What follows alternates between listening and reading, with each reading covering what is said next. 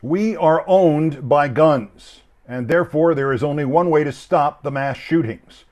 It is to suffocate the businesses that make billions of dollars in profits off guns, to destroy the gun lobby, the death lobby, and the Republican Party that defends those lobbies and those businesses.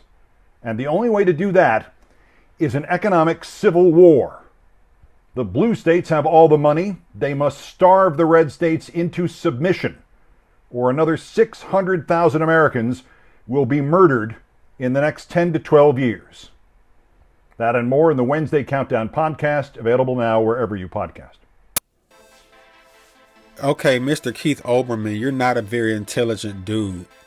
First of all, out of all the criminal behavior, out of all the violent behavior that we see in America, the most homicidal places in this country, last time I checked, they were all in Democrat-run cities and Democrat-run counties.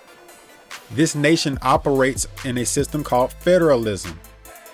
Federal law, state law, local law. Local communities govern themselves, states govern themselves, and the federal government governs itself.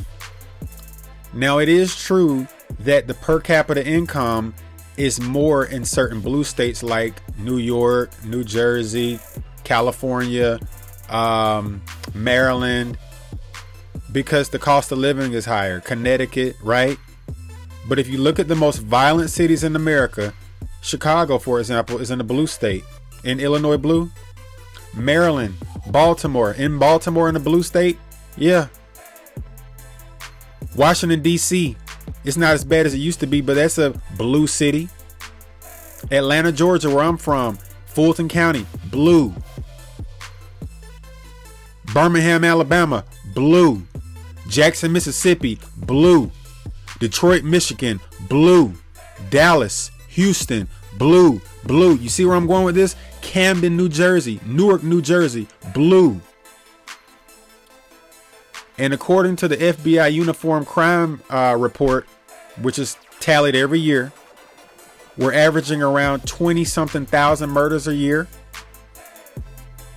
which is about 200,000 plus every 10 years, not 600,000, bro. See, a lot of these white liberals just be talking. If y'all just listen to them talk, they don't even make any sense. They just talking just for the sake of talking. They're just repeating washed up, tired talking points that have no merit to them.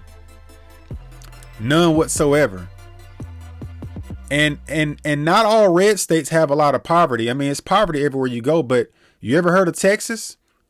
Texas is prospering right now. You ever heard of Georgia?